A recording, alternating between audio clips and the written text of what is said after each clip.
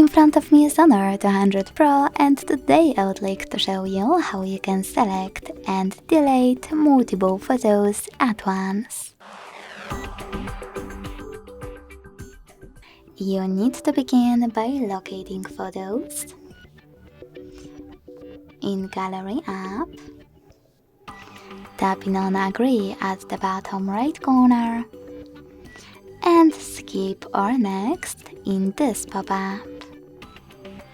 When you finish, click on Photos or Albums and find all of your pictures that you wish to delete.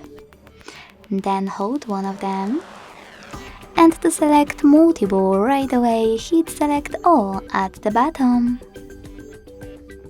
If you want to keep some of those photos, tap on the chosen ones, and then to get rid of the rest, use bin icon at the bottom next to Create. Lastly, confirm your choice in the pop-up. Thanks so much for watching. If you enjoyed this video, leave a like, comment and subscribe. Bye!